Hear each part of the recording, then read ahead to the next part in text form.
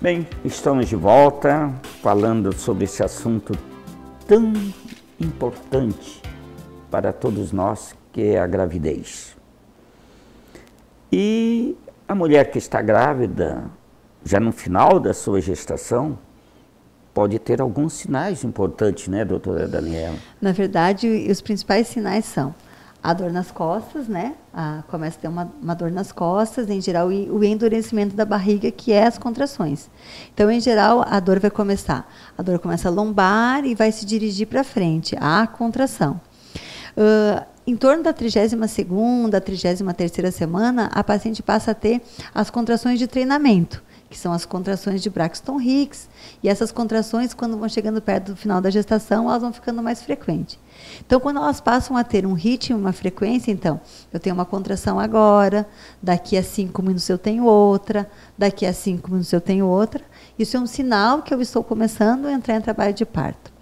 Além da dor lombar e das contrações, a paciente também pode ter a perda de líquido, pode ter a ruptura da bolsa e a paciente perder o líquido amniótico. E, além disso, também a paciente pode apresentar a perda do tampão mucoso, que é o muco com raia de sangue, porque é quando começa a ocorrer a modificação do colo, a dilatação do colo, começa a perder o tampão mucoso. Então, sempre que eu tiver contrações regulares, se eu tiver perda de líquido, ou se eu tiver sangramento e a perda do tampão mucoso, eu tenho que procurar maternidade. Eu tenho que procurar maternidade para ver se eu já estou entrando em trabalho de parto, né? Então, esses são os sinais que a paciente vai apresentar que deve procurar maternidade. E essas contrações, muitas vezes, tendem a se intensificar? Elas vão, em geral, começam. Eu tenho uma contração a cada 15 minutos, depois ela vem a cada 10, a cada 5, até quando chega na hora do período expulsivo lá, a cada 2, 3 minutos eu vou ter uma contração. Então, essas contrações vão ficando mais frequentes, a frequência e a intensidade. E elas são, em geral, contrações dolorosas, né? Então, não é uma contração que eu tenho, minha barriga ficou dura. Não, em geral, a contração do trabalho de parto é dolorosa. Por isso que se chama trabalho de parto, porque é um trabalho, né? Pode durar algumas horas? Pode durar, então, assim, quando a minha bolsa rompe, antes de eu entrar em trabalho de parto, pode ser que eu tenha um trabalho de parto mais prolongado, porque rompeu a bolsa até eu entrar em trabalho de parto.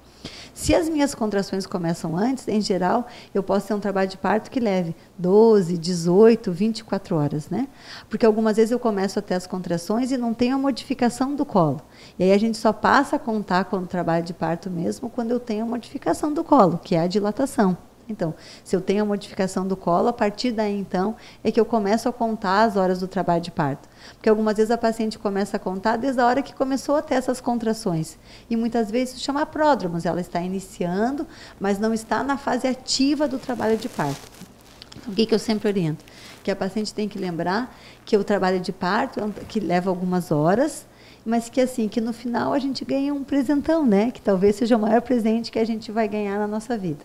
Então, o que é importante é que ela se prepare, que ela faça as atividades, que ela faça o yoga, o pilates, e que ela se prepare para esse momento do parto, né?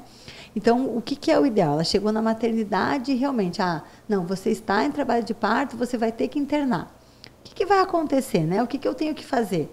Na verdade, o que a gente sempre orienta? Que essa paciente fique na posição que ela acha mais adequada. Algumas pacientes preferem caminhar, outras pacientes preferem ficar sentada. Então, lá na maternidade, a gente tem as bolas, né, para elas ficarem sentadas. Elas podem preferir ficar no banho terapêutico, que ajuda muito, ajuda a relaxar. É importante que, durante o trabalho de parto, ela esteja com alguém que seja da sua confiança. Então, o marido, a mãe, alguém que esteja lá para apoiar, para incentivar, né? Não muitas vezes, porque algumas vezes o acompanhante fica mais nervoso e mais preocupado com ela ainda. Atrapalha mais ainda. Atrapalha mais. Então, é importante que a pessoa que esteja lá, que seja uma pessoa que seja calma, que oriente, que explique, que dê todo o apoio que ela precisa nesse momento, né? Lá na maternidade, além do obstetra, a gente também tem as enfermeiras obstétricas, né? Que dão todo o apoio. Existem as técnicas de enfermagem que também ajudam. Então, há toda uma estrutura, todo o serviço para que essas pacientes sejam assistidas durante o trabalho de parto. Durante o trabalho de parto, elas podem fazer ingesta líquida, então, tomar água, tomar um suco, comer uma gelatina, tudo isso é permitido durante o trabalho de parto, que a paciente faça ingesta líquida. E a posição do neném? Tem importância Tem nesse importância. trabalho? No... Então, assim, na verdade, o ideal é que o bebê esteja com a cabecinha para baixo. Se a gente for ler na literatura, ainda pode se fazer parto pélvico. Na nossa maternidade, a gente só faz o parto pélvico se a paciente chega em períodos possíveis, se ela chega ganhando o bebê. Senão, é indicação de fazer cesariana pelo risco de complicação. Então, o ideal é que o bebê esteja com a cabecinha virada para baixo, que ele esteja na posição do nascimento. E aí, durante esse tempo que a paciente vai ficar na maternidade, então vai ser auscultado o coração do bebê, vai ser medido os sinais vitais da mãe, e aí vai se fazer o toque, né? A cada 1 hora, a cada 2 horas, vão ser feitos os toques para fazer a avaliação. Se há uma dilatação de 1 centímetro a cada hora, então, se está dilatando da forma ideal, o ideal é que essa paciente tenha um parto de evolução normal. Algumas vezes é necessário a intervenção médica.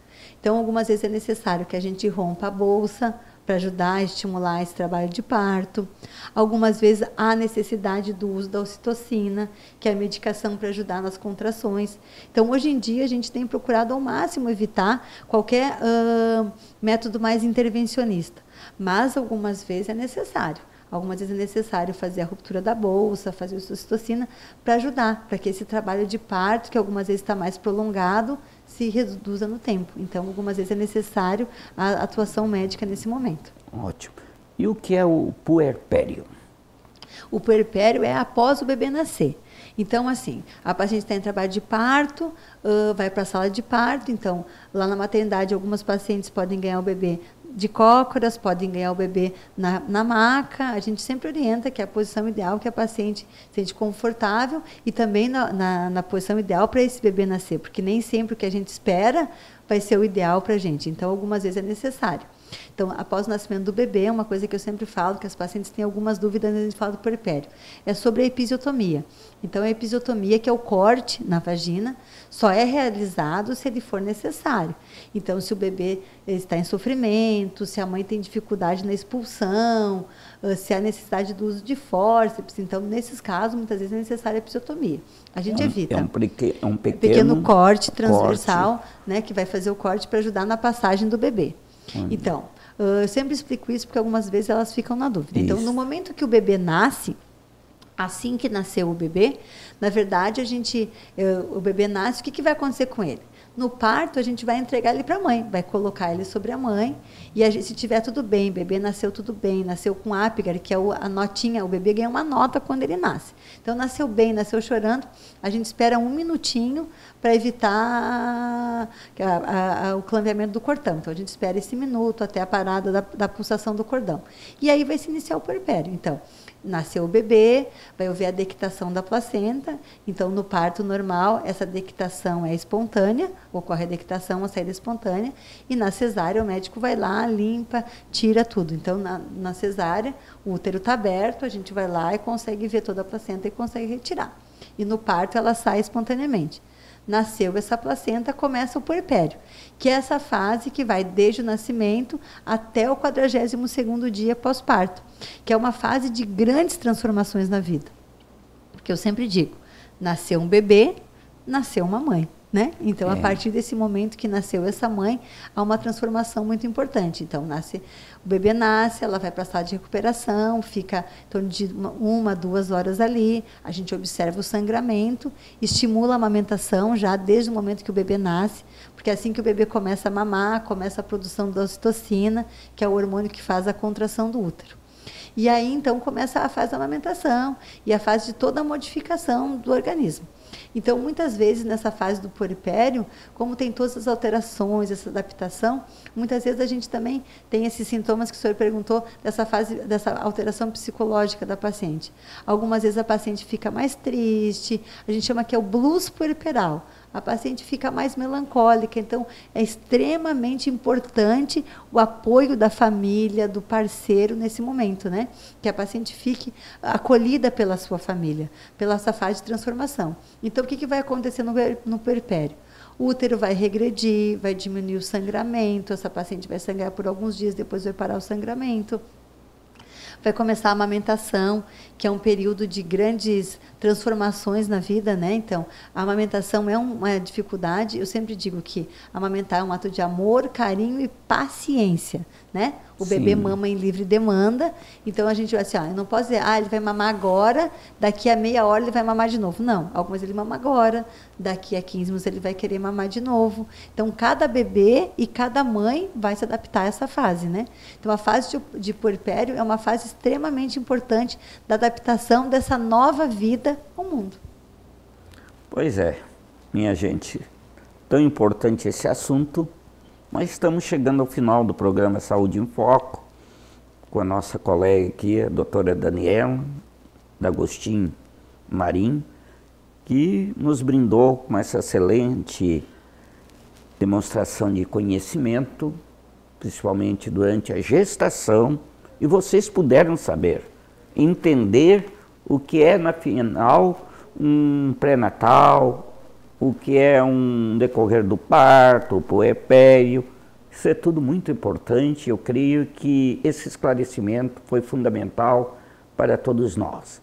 Gostaria de agradecer a sua presença, doutora Daniela. Eu que agradeço o convite, doutora Mária, por ter vindo aqui. A TV Tubá agradece, o público agradece. Muito obrigada pelo convite. Espero poder talvez vir outras vezes ou convidar um outro colega para falar agora sobre a amamentação, que é um assunto extremamente importante também, né?